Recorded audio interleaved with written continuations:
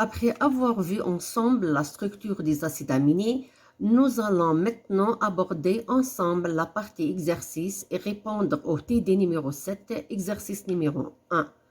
Dans cet exercice, on va voir ensemble le séquençage. Alors, c'est quoi le séquençage? C'est l'enchaînement des acides aminés. Le but, c'est de connaître le nombre d'aminoacides et l'ordre de ces acides aminés. Alors, qu'est-ce qu'il dit l'exercice? On a isolé après hydrolyse trypsique. Et là, je m'arrête. Alors, la trypsine, c'est une endoenzyme, c'est-à-dire qu'elle coupe à l'intérieur d'un peptide. Voilà, regardez là, j'ai un peptide. Bien sûr, un peptide possède deux extrémités, une extrémité N-terminale, une extrémité C-terminale. La trypsine, elle coupe à l'intérieur. Elle coupe après deux acides aminés bien précis. L'arginine et la lysine. Regardez ce tableau. Alors, la trypsine coupe après lyse ou bien arge. Bien sûr, si à droite, il n'y a pas la proline. Pourquoi après? Parce que la trypsine est spécifique à l'extrémité COH de lyse ou arge. Donc, si une enzyme est spécifique à l'extrémité carboxylique d'un acide aminé, on dit qu'elle coupe après. Je termine. Donc, la trypsine va couper à l'intérieur. Pourquoi? Parce qu'il y a, par exemple, là, j'ai choisi l'arginine parce qu'il y a un acide aminé responsable de la coupure qui est l'arginine. Si on a une coupure, on va libérer deux fragments. Alors, regardez, on a un fragment interminal. Pourquoi ce fragment interminal? Parce qu'il y a l'acide aminé responsable de la coupure. Donc, qu'est-ce qu'elle dit? La règle, elle dit, lorsqu'une enzyme coupe, doit libérer au moins deux fragments, et l'un des deux fragments doit se terminer par l'acide aminé responsable de la coupure, c'est-à-dire l'arginine. Donc, on a deux fragments. Le fragment qui se termine par l'acide aminé responsable de la coupure, c'est un fragment interminal. Et le fragment qui ne contient pas l'acide aminé responsable de la coupure, c'est un fragment C-terminal. Alors, on a isolé par hydrolyse trypsique un peptide P. Donc, on va voir. Donc, qu'est-ce qu'on conclut? On conclut que P, peut-être, il se termine par lyse ou arginine. Pourquoi? Parce que ce sont les deux acides aminés responsables de l'hydrolyse trypsique. Ça, c'est un résultat numéro 1. Je numérote les résultats pour que l'étudiant comprend et suit. Maintenant, on a donné la composition en aminoacides. Regardez, c'est cette composition-là. On se pose la question, comment on peut donner la composition en aminoacides? Eh bien, par hydrolyse totale. Quelle hydrolyse? Acide. Quel acide? L'acide chlorhydrique. On est libéré 12. Et là aussi, on doit numéroter. Pourquoi? Parce que l'un des buts du séquençage, c'est connaître le nombre d'aminoacides. Résultat numéro 2. Maintenant, qu'est-ce qu'il dit l'exercice? L'action d'une aminopeptidase. Alors, je rappelle, une aminopeptidase, c'est une exopeptidase. Elle identifie l'extrémité N. Amine primaire. Qu'est-ce qu'elle a libéré? Elle a libéré la valine. Qu'est-ce que nous allons écrire? Ben, nous allons écrire que P, l'acide aminé numéro 1, c'est-à-dire l'acide aminé interminal, c'est la valine. Et là, on s'arrête. Alors, d'après les résultats, premièrement, je commence par 2. Ça veut dire quoi le résultat 2? Ça veut dire qu'il y a une seule arginine. Parce que s'il y avait deux arginines, je ne peux pas écrire. Alors, d'après 2, ça veut dire quoi? L'arginine. D'après 1, cette arginine doit être à l'extrémité C-terminale du peptide P. Et d'après 3, ça veut dire que P commence par la valine. Donc, qu'est-ce que nous allons écrire? P. Et on a identifié l'acide aminé N-terminal et l'acide aminé C-terminal. Numéro 1 et numéro 12. Résultat numéro 4. Je reviens à l'exercice. Alors, le peptide P, après hydrolyse acide ménager, a libéré 3 fragments. Alors, là, on pose la question, ça veut dire quoi hydrolyse ménager? C'est une hydrolyse partielle. C'est quoi une hydrolyse acide ménager ou acide partiel? Elle n'est pas totale, comparée à celle-là. Donc, l'hydrolyse totale acide libère 10 acides aminés et l'hydrolyse acide partielle ou ménager donne des fragments. Ça, c'est un résultat, le résultat numéro 5. Je reviens. Qu'est-ce qu'il dit, l'exercice? On a commencé par étudier le fragment X. Il comprend 3 acides aminés. Alors, je reviens. X, donc, contient 3 acides aminés. ALA, arge et sérine. Puis, je passe le dinitrofluorobenzène. Et là, je reviens au tableau. Le dinitrofluorobenzène, regardez. Qu'est-ce qu'il identifie? C'est un produit, c'est une réaction chimique, elle identifie l'acide aminé interminal. Contrairement à l'aminopeptidase, c'est une enzyme, elle identifie aussi l'acide aminé interminal. Alors, le dinitrofluorobenzène a identifié la sérine. Qu'est-ce que nous allons écrire? Ben, nous allons écrire que X commence par la sérine. C'est le résultat numéro 7. Et là, je m'arrête. D'après 2, le résultat 2, ça veut dire quoi? Ça veut dire qu'il y a une seule arginine. D'après 4, cette arginine a été placée, c'est un acide aminé C-terminal. D'après 6, j'ai 3 acides aminés. Ça veut dire quoi? 6, ça veut dire, je vais écrire X, H2N, un espace, un deuxième espace, un troisième espace. Alors, d'après 2, regardez, et 4, où je vais placer l'arginine dans cette partie-là. C'est un acide aminé C-terminal. D'après 7, pardon, ça veut dire quoi 7? J'ai la sérine. Je vais écrire la sérine ici. Donc, qu'est-ce qu'il me reste? Il me reste un espace et il me reste un seul acide aminé, ALA. Et bien, je vais placer ALA entre les deux. Donc, je vais écrire que X commence par sérine, se termine par arge, et entre les deux, je vais écrire ALA. C'est le résultat 8. Et en même temps, je conclus que X, c'est un fragment C-terminal. Pourquoi? Parce qu'il contient arge. Et arge, regardez, d'après résultat 4, c'est un acide aminé C-terminal.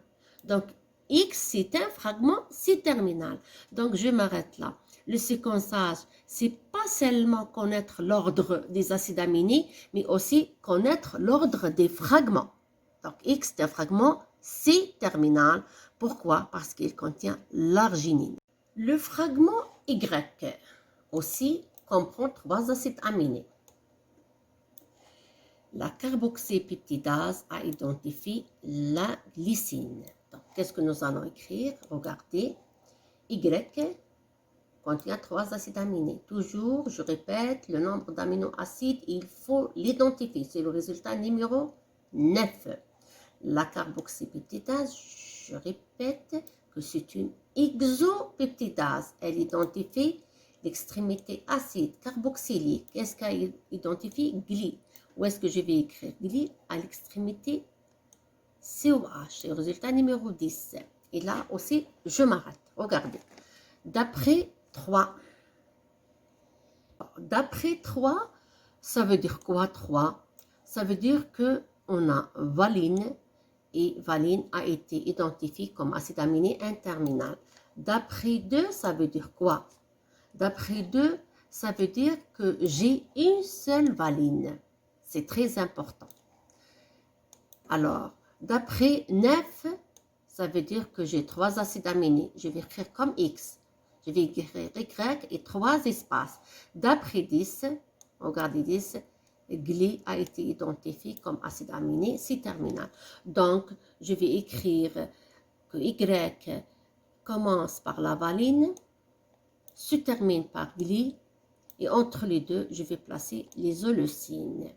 Et là, c'est le résultat numéro 11. Et bien sûr, on va dire que Y, c'est un fragment interminal. Pourquoi interminal? Parce qu'il contient valine. Et valine a été identifié comme acide aminé N-terminal du peptide P. Et maintenant, on passe au fragment Z. Z comprend 6 acides aminés. Une aminopeptidase, après action prolongée, libère 2 acides aminés, ser et gly. Ça veut dire quoi, action prolongée? Ça veut dire que cette enzyme va libérer 2 acides aminés et plus, contrairement à aminopeptidase. Elle a libéré valine. Donc, action prolongée, on va identifier plus qu'un acide aminé. Je passe, alors, on va écrire Z, quand il y a 6 acides aminés, 13, c'est le résultat. Z plus aminopeptidase, action prolongée, elle a identifié 2 acides aminés, ser réglé. Donc, on va écrire Z, l'extrémité H2N, aminopeptidase, ser, puis gly.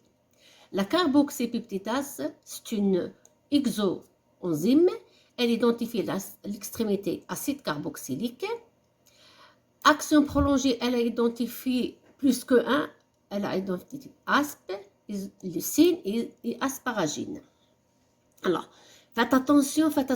Ici, l'étudiant doit écrire tout d'abord l'extrémité COH, puis il va écrire l'acide aminé numéro 1, asp, puis l'acide aminé 2, leucine, puis l'acide aminé numéro 3, l'asparagine. Faites attention, donc asp, c'est l'acide aminé C-terminal, puis leucine, puis l'asparagine. Résultat numéro 15. Alors, regardez bien.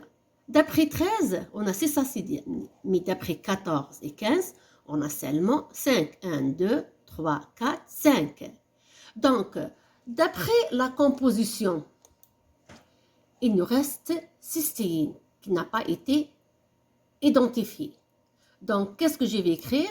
Je vais écrire d'après 2. 2, ça veut dire quoi? Cystéine. D'après 14, j'ai identifié ser, gly.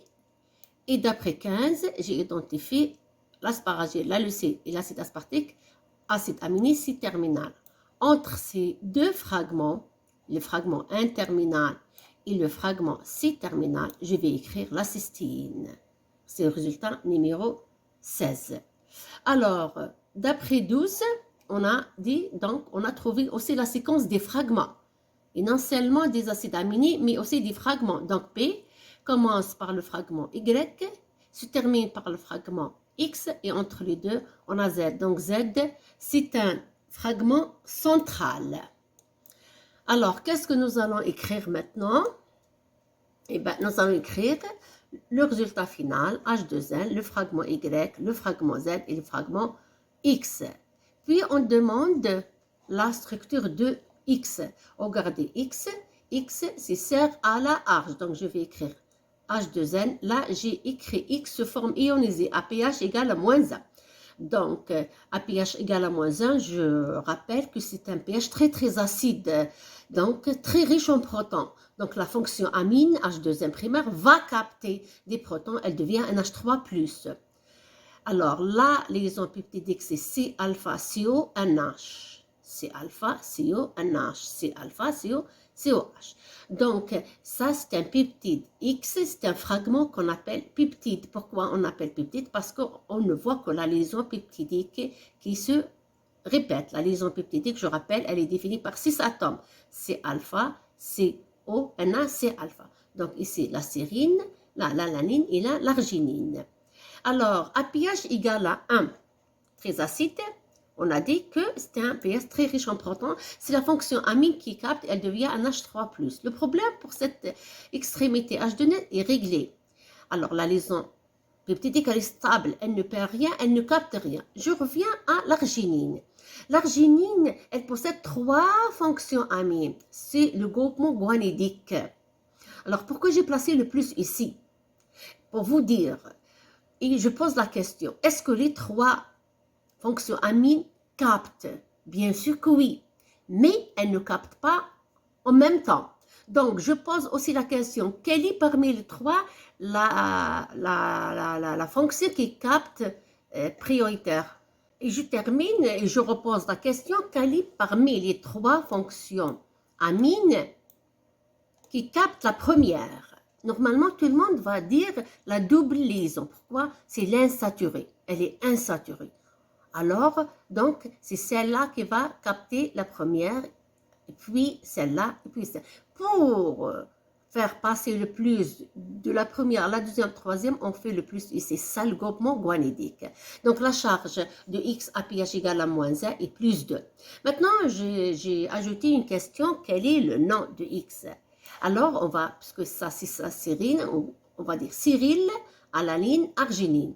Alors, on va faire la remarque. Faites attention. Lorsque l'acide aminé engage la fonction acide, elle est engagée, il change de nom. Au lieu de sérine, on dit Cyril avec Y. Mais lorsque l'acide aminé possède sa fonction acide libre, elle n'est pas engagée, il garde le nom. Arginine reste arginine. Et bon courage.